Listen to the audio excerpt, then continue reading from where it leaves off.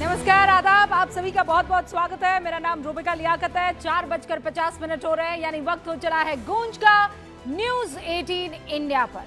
आप लोग बेसब्री से इंतजार कर रहे थे कार्यक्रम का, इसका एहसास हमें हो गया। हम लगातार आप सबके चैट्स और बातें भी पढ़ रहे हैं। जैसे शब्बीर कादगी साहब कह रहे हैं, गुड इवनिंग न्यूज 18 इंडिया की टीम, कैसे हैं आप सब? अल्लाह आपके चैनल को हमेशा नंबर 1 रखे। पंकज श्रीवास्तव कह रहे हैं अवेटिंग फॉर गूंज। प्रशांत जी कह रहे हैं वेटिंग फॉर गूंज।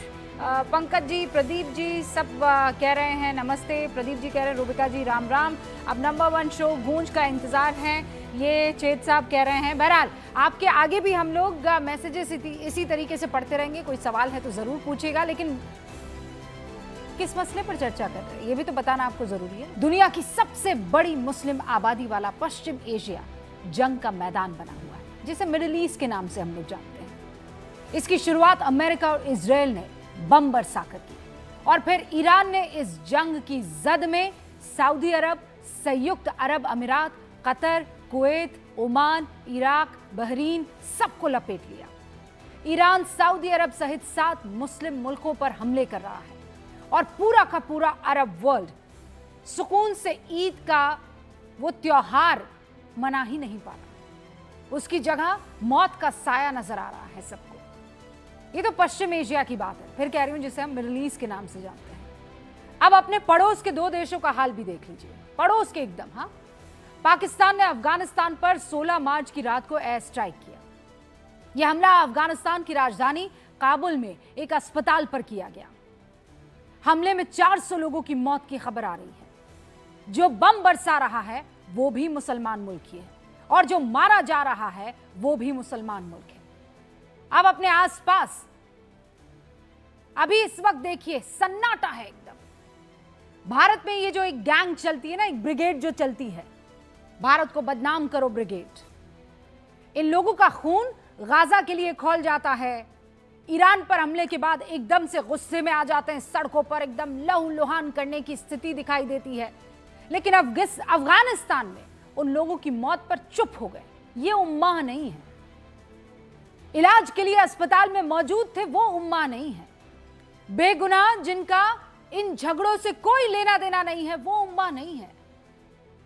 सवाल यह है कि मुस्लिम एकता और उम्मा के नाम पर गाजा और ईरान के लिए आंसू बहाने वालों की आंखें आज क्यों सूखी पड़ गई हैं?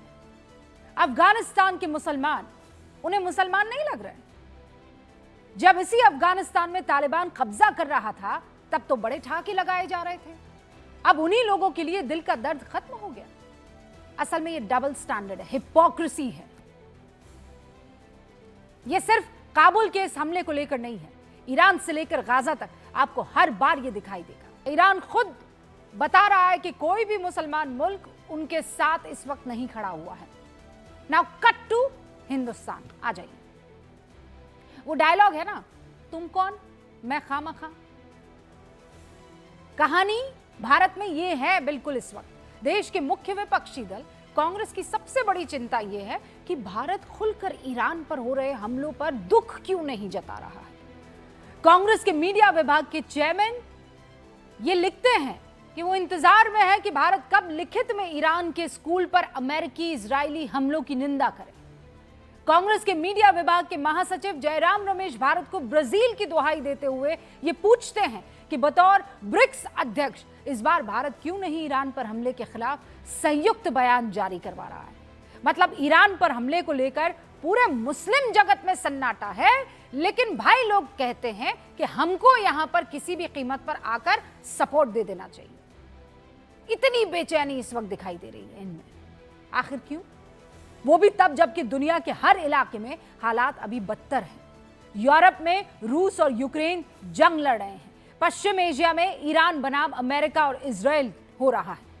हमले की जद में पड़ोस के सभी अरब मुल्क आ चुके हैं।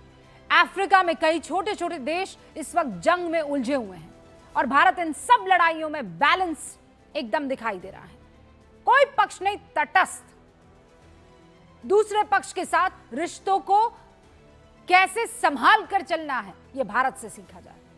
भारत ने ना यूक्रेन रूस जंग के दौरान अपने सबसे करीबी मित्र रूस का पक्ष लिया, ना उसने यहां पर ईरान के, इजराइल के, अमेरिका किसी का पक्ष लिया। भारत ने तब भी दोनों देशों को शांति का समाधान पर सलाह देते हुए आगे बढ़ने की सोची।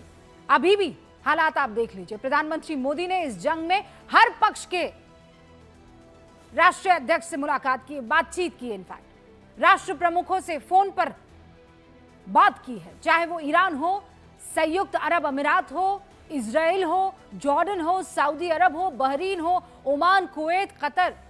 सबसे जंग के दौरान भारत के प्रधानमंत्री ने बात की और पीएम मोदी ने साफ कह दिया कि जंग समस्या का समाधान नहीं है, युद्ध नहीं, बुद्ध की भूमि से हम आते हैं। विपक्ष को ये सारी बातें समझ में आ ही नहीं रही। उन्हें तो ईरान पर हुए हमले पर भारत सरकार की तरफ से लिखित में निंदा चाहिए। दुनिया भर के मुस्लिम देश जो कर नहीं रहे हैं वो इनको हिंदुस्तान से चाहिए। और इसीलिए आज गूंज में बड़ा सवाल, गाजा ईरान पर आंसू बहाने वालों को अफगानिस्तान क्यों नहीं दिखाई दे रहा? क्यों या ला इलाहा इल्लल्लाह मोहम्मद रसूलुल्लाह बोलने वाले नहीं है? क्या ये मुस्लिम ब्रदरान नहीं है? क्या गाजा ईरान इसलिए मुद्दा है क्योंकि वहां मुस्लिम बनाम गैर मुस्लिम की लड़ाई है? विदेश नीति पर सवाल उठा रहे कांग्रेस के भी नेताओं से हमारा सवाल है कि किसे साधने की कोशिश हो रही है इन तमाम पोस्ट के जरिए। मैं शुरू कर रही हूं गूंज।